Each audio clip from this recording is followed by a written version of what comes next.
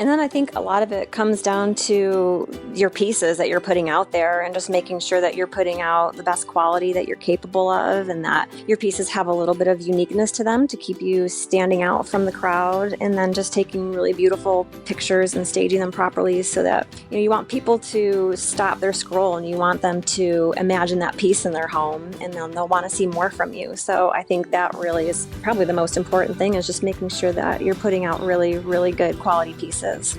We just announced the winners of our summer 2020 quarterly contest, Zibra Collective Contest. Thank you, judges. Courtney with Steel Birch Studios, Susie with The White Plum, Sarah with Olive and Fern, Jeannie with Blush Vintage, and Emily with 1379 Design. We are grateful for each of you. We know it's exciting but tough to narrow all the great entries down to 3 winners. We also want to thank our prize sponsors. We had a tremendous array of gifts to offer the winners this quarter: Fusion Mineral Paint, Quote House Prints, Steel Birch Products, and Zebra Paintbrushes. Listeners, if you are able to check out these pieces while you listen to the podcast, they are featured on our podcast page for you to enjoy.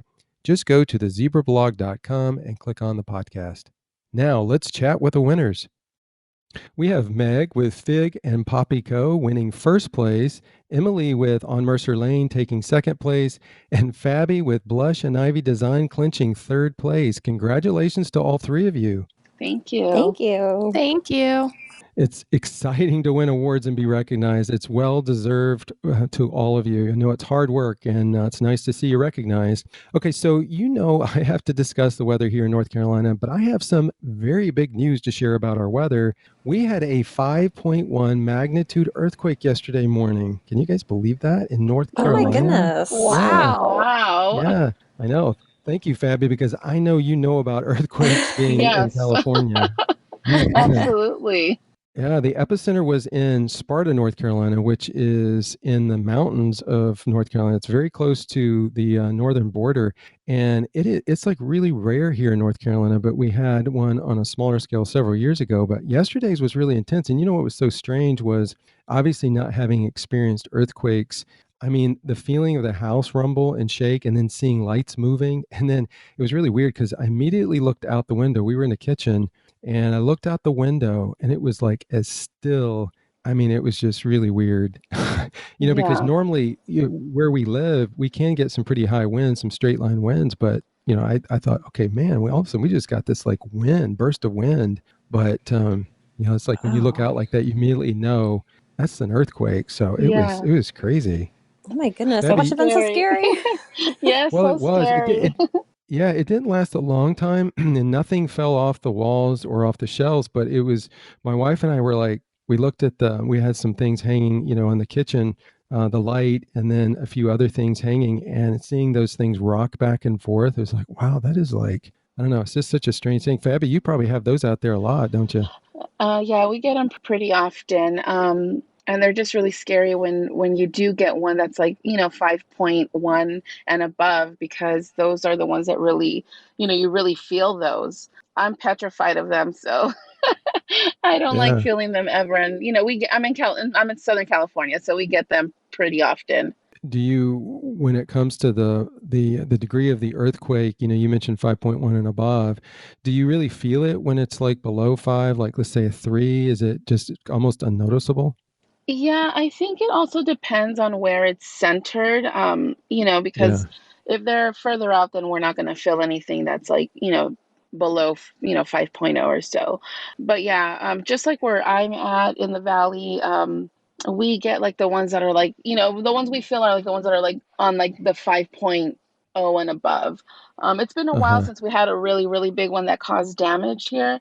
And so hopefully we don't get one anytime soon. But yeah, they're scary. Well, I know in watching the news, Sparta, I believe, is about an hour and a half from us. So, and I heard reports that some people were feeling it like down into South Carolina. I don't know, maybe even Georgia. But it was so interesting because with respect to Sparta, it's a small town.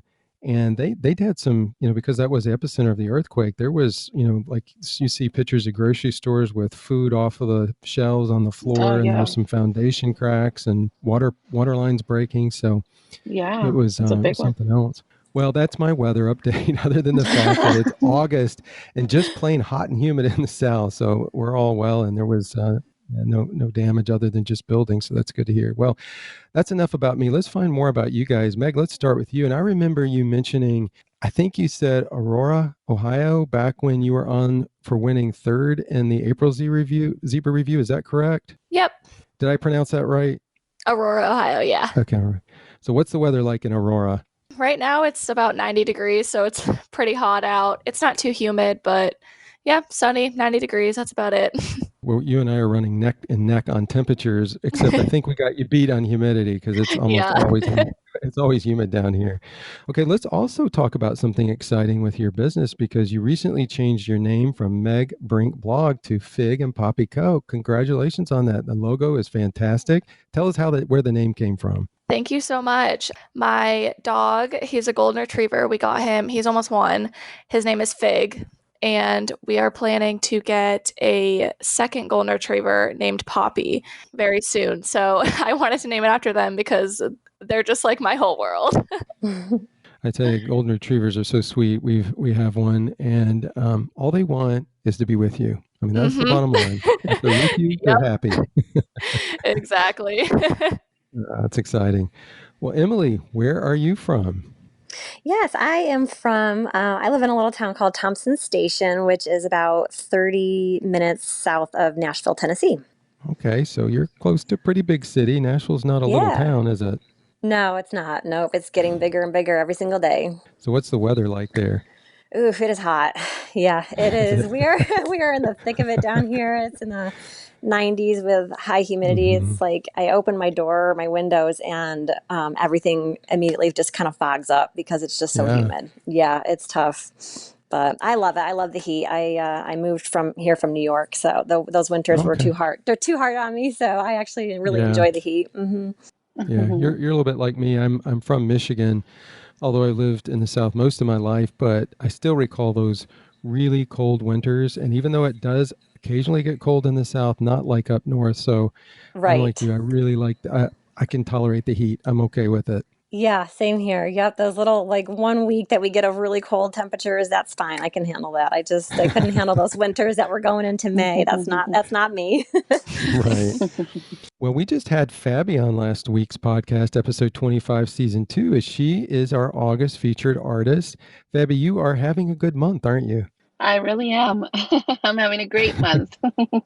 Well, I know you just shared where you are from in our recent podcast, but for those who didn't get to hear, and I know that you mentioned just a few minutes ago, California, share specifically where you live in California. I live in a small town, Covina, California, which is about 20 miles east of downtown Los Angeles. So what's your weather like there today? Well, right now we're at 80 degrees, but we're going to hit 90, about the 90s today. So all week, and then going into the weekend, we will be at 100. So not looking forward to that. My goodness, that's hot. But your humidity hopefully will be a little bit lower than what we have out here. Yeah, we're about 40% humidity. Not too bad. Oh, that's good. You have more of the dry heat, so that's nice. Yes. Now, I saw that it was just so sweet of your family to celebrate with you with the recognition that you've recently gotten. So tell me, how was the cake? Oh my goodness. Well, it was delicious. The kids really enjoyed it. They ate most of it. It was fabulous. Yeah, I bet it was. Well, that's cool. That's fun to see them exciting and celebrating with you. That's so nice. Yes. Well, speaking of summer weather, all of your pieces reflect the contest theme of summer so well. So let's go ahead and dive into the discussion of your winning pieces. And we'll start with Fabi as our third place winner. Really nice work, Fabi. You mentioned on your Instagram post for this piece that this is an MCM meet boho. So that's true. It really is. That's a great description. We love it. So tell us about it. So initially when I did that piece, I was actually only going to add that pattern to like the ends of the drawers, but as I progressed on working on it, I just loved it better going down the middle. I left some raw wood like exposed on there, and then I did like the dark gray frame, which I think really helped that white transfer pop, and gave it a nice little update. All the hardware is original too, so that was really cool because it's really cool hardware. Now, was this piece in pretty rough shape when you got it? Structurally, it was fine, but Hmm. it did need some bondoing and stuff like that. But I sanded the entire thing just to make sure that there was no issues. You put a lot of elbow grease into that for Yes, sure. I did. You said the hardware was original. Did you have to clean it? Did you have to do anything to it? Yeah, so I just cleaned it and I just gave it a nice spray with just like some spray paint and like a brass color that I like to use. It's called vintage brass. So it kind of just ties everything together. It's not like a really bright gold.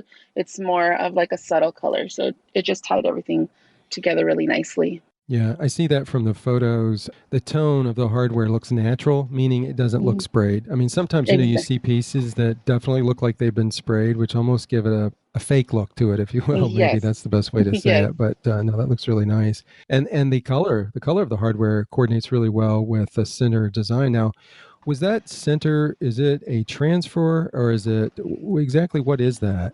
So the center is a transfer, but it is on a stained background. So like that little portion that you see there, I did stain that in like I believe it was pecan stain, and I stained it and then I applied the transfer over top, so it allowed that white to just like really pop. Oh yeah, yeah. That's super nice. I'm glad you shared that. That's neat to know and how you achieve this look. What colors? You said gray. What brand and color of paint did you use? So I used Hurricane, and that's by Mud Paint. It's really, really great paint. It's nice and thick, Hmm. so nice. It goes on really nicely. And that entire piece was painted by hand because I do 50-50. Some I paint by hand, some I spray, and that one I paint it all by hand. So yeah, it came out really nice. It was a really pretty color. This piece in your home, or did you allow someone to buy it? Yeah, no, this piece now resides somewhere in Las Vegas, Nevada. So yeah, it left. Oh, nice. I'm sure it will be enjoyed for generations to come. Yes. Fabi, I just listened to your podcast for from last week, and I know that you include a transfer or a stencil in almost all of your pieces. Do you have a favorite brand of those or a place you buy your stencils and transfers? Yeah, my favorite brand of transfers is Redesign with Prima. I only use their products. They're just, in my opinion, the best. And I just order on, online, or if I find like a local, which I don't. It's kind of hard to find a local retailer by me, but Etsy is a good place to always get transfers. You can find anything you need on Etsy. Okay, awesome. Well, another great refinishing job, Fabi. Congratulations on winning third. Share your Instagram account for our listeners. Thank you so much. You can find me at Blush and Ivy Design, and I'm on all social sites under the same name. Well, Emily, you took second place with your dresser. Tell us about this great transformation. Yes, thank you. First of all, I just want to thank you for having me on here. This is so surreal. So thank you to you and all the judges. This is amazing. But yeah, that piece was really fun. It was given to me from a friend who was just going to get rid of it. I've had a lot of that. I feel like since the whole quarantine thing, I think people are purging. And so it was in really nice shape. It didn't really need a whole lot of repairs. And it was just kind of one of those 70s or 80s type of styles, and I wanted it to have like a really fun boho look, and so I painted it in Sweet Pickins milk paint, which I love because I love getting the chippiness that you get from milk Hmm. paint, and the color was called Just Peachy. And then for the stamps, they were Iron Orchid Design stamps, the Bohemia stamps, and that was really fun. I couldn't pick just one, so I did all of them and just put those on the fronts, kind of in between where those two little indentations are on the drawers. And then I just added some wax and really pretty hardware, and it just all came together really nicely. It was a really fun piece to do. The pulls that you chose for this is just really nice. Was that hard to figure out what kind of hardware? Not too much. I love those pulls. They're from D Lawless Hardware, Hmm. and they're just one of my absolute favorites. So I thought it would be kind of fun to just have almost like her little jewelry, just to kind of finish Yeah. the look off. So yeah, those are one of my favorites. I love those. So, Emily, you have to tell us whether this is sitting in your home or whether you sold it. Well, I would have loved to keep it, but I did not. It's sold. Yep, Yeah. it's gone, sadly. Yeah. I bet that's hard, because it's such a unique piece and it's such an expression of the design direction and your creative flair. So I bet it was hard to part with it. Did you cry a little bit? Not too bad, not too much. No, just a couple tears, and then we're good. I move on quickly. I think everybody likes before and afters, but I definitely saw the before. And you mentioned, I think you said just a few minutes ago that it was like from the 80s, maybe. Is that correct? Yeah, I believe so. I think it was probably either the 70s or the 80s, where it's just kind of plain looking and that kind of honey color. Yeah, so that had to go. I know. Isn't it funny, like that period of time? You think of like MCM, like 50s and around that period of time. I mean, everybody wants that, everybody desires. Yes. The poor 70s and 80s, I mean, it's like everybody takes it and changes it. It was rough. Yeah, it was rough. It needs to go, but it's, it still has potential.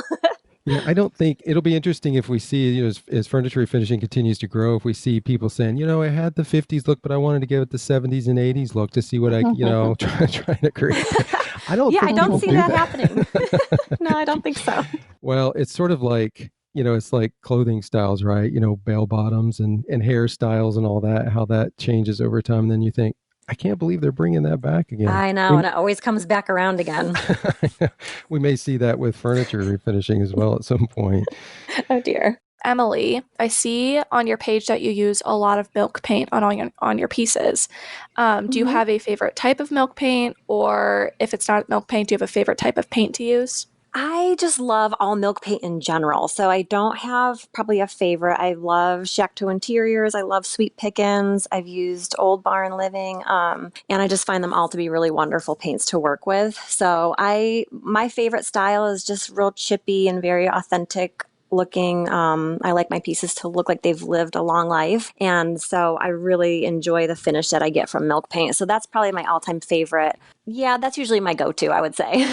Awesome. Yeah, the reason I ask is because I just recently tried out milk paint for the first time, and I really loved it. So I didn't know if there were any other brands I should try or just anything like that. So yeah, no, I mean, they're all really good. The colors, Miss Mustard Seed is really good. She's got wonderful colors. But a little tip that I just learned that works really well if you're going to use it again is throw one marble in with your mixture, and it gets all the clumps out really nicely. So a little tip for you.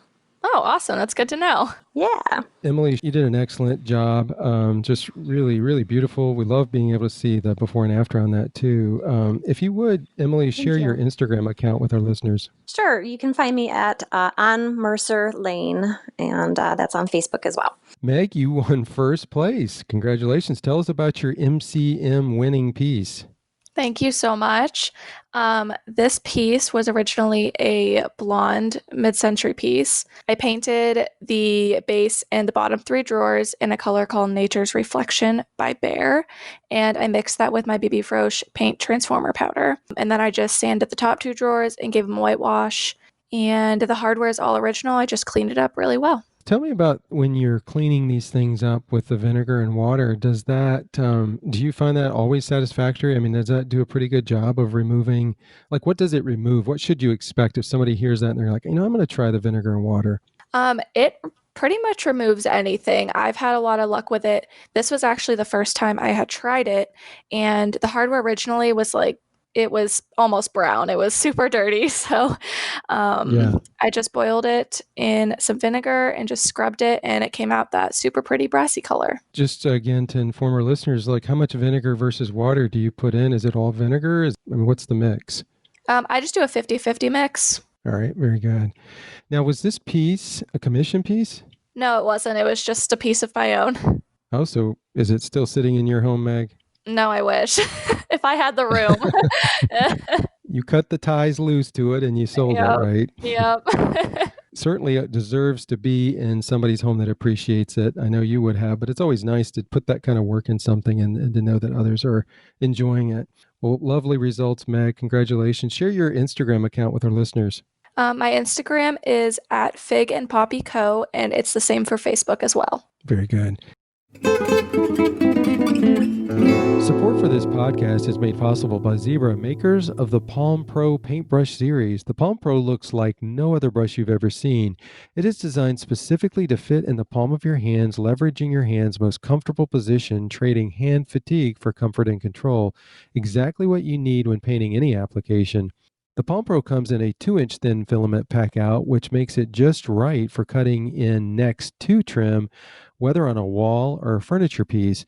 It also comes in a 2-inch thick filament pack out, which makes it just right for painting on surfaces like doors, trim, or furniture tops. The Palm Pro is the only brush designed to be an extension of your hand. We're going to transition now into a panel discussion with the Zibra Collective winners. No rules here. Our goal is to have a great discussion on topic between the three of you. I know our listening friends will enjoy. There's so many facets to furniture refinishing, but when it's all said and done, you are running businesses, and the bottom line is that you have to sell your pieces. Otherwise, you'll have your home looking like a furniture store. So you have to promote yourself well and have a venue to sell your pieces. Hence our topic, how you market yourselves on social media and where you sell your pieces. So let's start with how you market yourselves on social media, and that can branch right into where you sell your pieces. So what say you, panel? I find I get the most engagement over on Instagram. Facebook is really helpful for me as far as local business goes, and I only sell local, so that's a big thing. If you check your insights on Instagram, you can find the best posting times for the audience that follows you, and you can gauge when your followers are most active, so you can post your pictures and get the most out of them. Yeah, I agree. I agree with Meg that engagement is huge, and I find it to be very easy and like comes really naturally on Instagram because the community is just so supportive and everybody is so kind and helpful. So it's almost like you're just sitting there chatting with your friends, and the more you chat with everyone, and you just it gets you more visibility. So I find it to be very easy on Instagram to increase engagement and get more followers that way. And it's just such a wonderful community to work in. Yeah, definitely. Yeah, definitely. I agree. Instagram is, I feel, a lot more like laid back as opposed to other platforms. For myself, I market myself on Instagram, on Facebook, pretty much any social media, Pinterest, TikTok. Like, I try to just go on all of them and make myself present. I also created a hashtag, and it's called the Reimagine Painted Furniture hashtag. I started that last year, and it includes myself and 3 other permanent hosts, who are Kate from Gently Loved Co., Kate from the Yellow Wallpaper, and Allison from A Surlist Designs. And all of us collectively, we feature artists, whether it's like a small account or a large account. We also are now doing 2 co-hosts every month. So that's super fun. So if anybody wants to join, you can message me. That's really great, Fabi. And I know, I see a lot of these groups starting up periodically, and it's such a great source of inspiration and encouragement, motivation in many ways. So that's excellent. Nice job on pulling that together. Thank you. Yeah, that's great.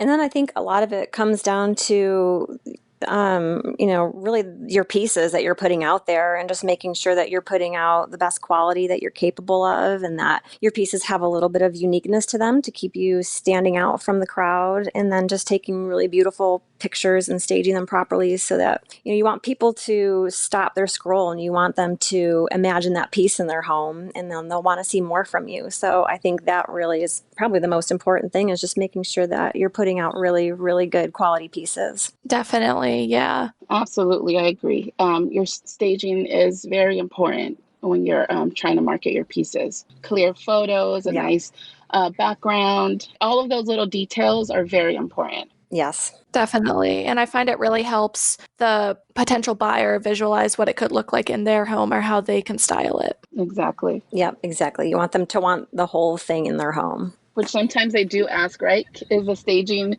stuff included? Yeah. They'll say, are you selling those vases too? Oh, goodness.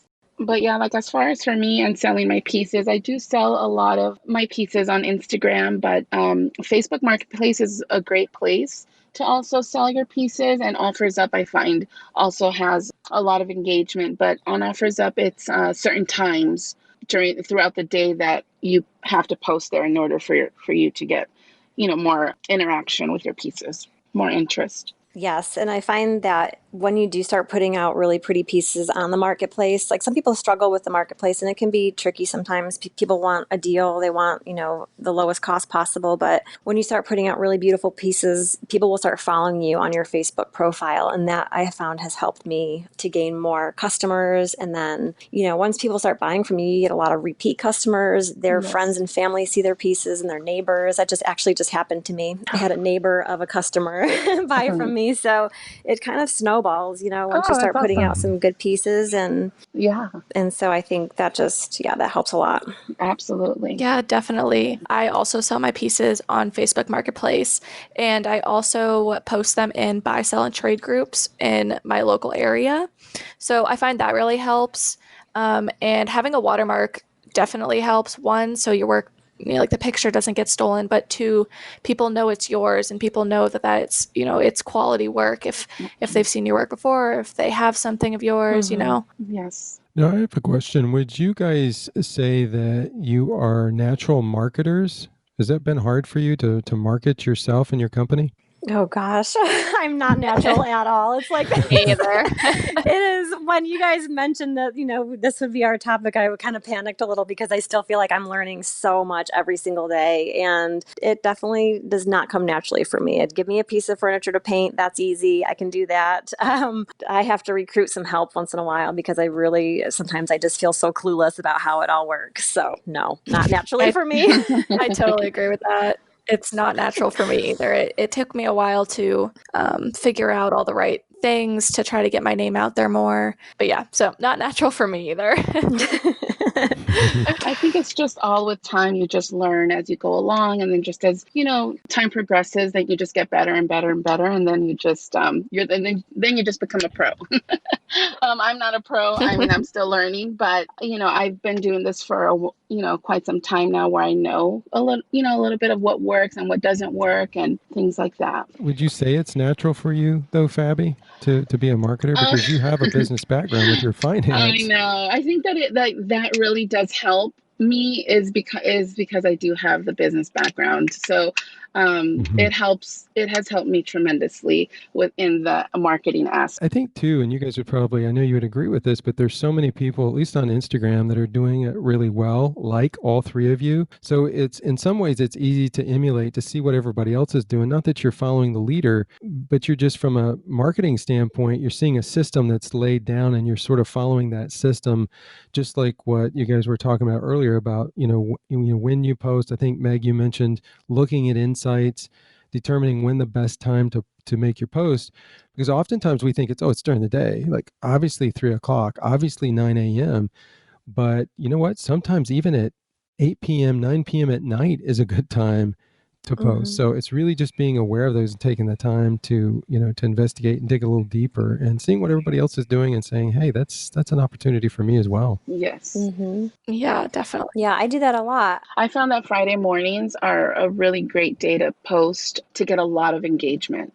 Good to know. Yeah. So just in Thank case, you. if you didn't know, Friday mornings, I'm on the West Coast, and I usually post on Fridays around 8 or 9, and it's so whatever your time zone is, you would post like according to that. But yeah, Fridays are a good day to post. Great day, actually. Good to know. Great. Thank you. But yeah, I find myself doing that a lot. I look up to certain people I always look to the people who are better than me and more successful than me and have been doing this longer. And I study them and I see what they're doing. And most of them are just very engaging. They're very helpful. They answer messages when you message them. And so, yeah, I just say, you got to look to the people who are better than you. And then it works because they know their stuff. Mm-hmm. Well, let's go back to selling your pieces. And I know this is really all, this discussion, marketing yourself, marketing your brand, and also selling your pieces, that's really all in one, but there's facets to them. When it comes to selling your pieces, you guys have mentioned Facebook Marketplace. Have all three of you found that to be a successful place to sell your pieces? For me, yeah. Yes, I do. Mm-hmm. And you as well, Fabi? Yes, I have. It has been Facebook Marketplace has been a good place for me to sell. I will say just one thing though is that sometimes on Marketplace you do get like some low ballers that maybe don't want to pay what you're asking for the piece, and so sometimes that gets a little tricky. But other than that, it's great. I think that's what it is you see such a grouping of so many different types of products out on Facebook Marketplace. And oftentimes, and I'm sure you guys would agree, is that you're going out to Facebook Marketplace to look for pieces to purchase to refinish as well. Mm-hmm. And so you got quite a mix of different types of furniture pieces out there. What would you say your second, and I'm not really rating them, but if Facebook Marketplace is a very good option to sell, I think, Meg, I believe it was that you mentioned Offers Up. That was Fabi, actually. Yeah. Oh, Fabi, yeah. Tell us a little bit about Offers Up. Now, is that an app or is that a website? So Offers Up is an app, and it's similar to like a marketplace, but it's like its own identity. So that's all. It's just like selling any and everything, and then you can just like submit an offer and things like that. But yeah, it's very easy to use, very user friendly. It seems like that's like the popular app right now, I feel, for selling, at least in my area, is Offers Up. Anybody else here tried Offers Up? I have not. Yeah, I usually put my stuff on OfferUp, and there's another one called Let Go. I definitely have more success on Facebook, but the other is sometimes you get a lot of like spammers on the OfferUp and Let Go, but it's still I've met a couple sales on there. Yeah, it's a nice site. One thing I want to add to the panel discussion is replying to anybody who comments on your posts. It just shows that you're more engaged, and it'll bring people back commenting, and they'll even share your posts and everything like that. That's great advice. Yes. Mm-hmm. Yeah, that's a very important, Meg, because Instagram has their algorithms, and the more engaged that they see that you are with your followers, also has a big impact on the ability to grow organically. That's an excellent point. Great panel discussion on how to market yourselves on social media and how to sell your pieces. Each of you are accomplished furniture finishers, and so our ears are perked when success talks. A special thank you to all three of you for joining us today. Stay safe and stay well. Thanks for having us. Thank you, Lane. Thank you, too. Thank you so much. And congratulations, girls. Your pieces are beautiful. Thank you. Yours too. Thank you. Okay. Thanks. Yeah. All right, y'all take care. Bye. Bye-bye. You too.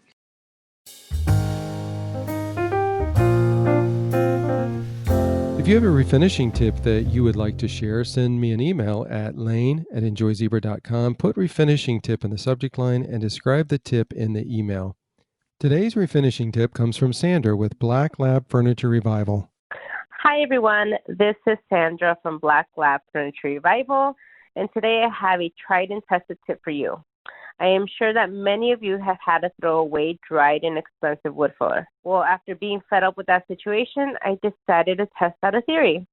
I purchased my DAP plastic wood filler, the one that goes on pink and dries natural for this test. After I was done using it for the day, I would put it in my Ziploc bag, like usual, but this time I put it in my fridge. And 3 weeks later, none of my wood filler has dried.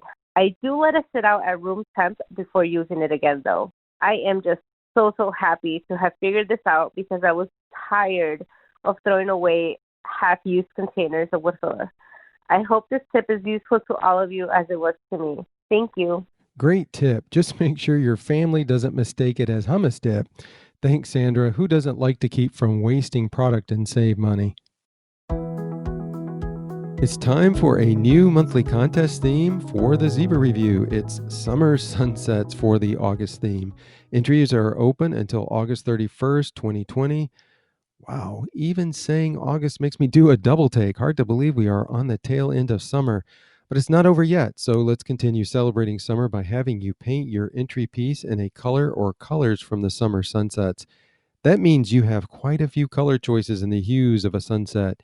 Use the hashtag #TheZibraReview and you'll have your piece before our judging panel as they will choose 3 winners. Great prizes await the winners from Mud Paint, D-Lawless Hardware, Surf Prep Sanding, and Zebra Paintbrushes. All pieces refinished from January 2020 to August 31st, 2020 are eligible for entry. We hope you enjoyed this episode of the Zebra Blogs Before and After Furniture Refinishing podcast. Today's episode is also featured on the zebrablog.com along with contact information for today's guest. Your comments and suggestions for future episodes are always welcome, and we encourage you to share those by clicking on the podcast slide in our header at thezebrablog.com.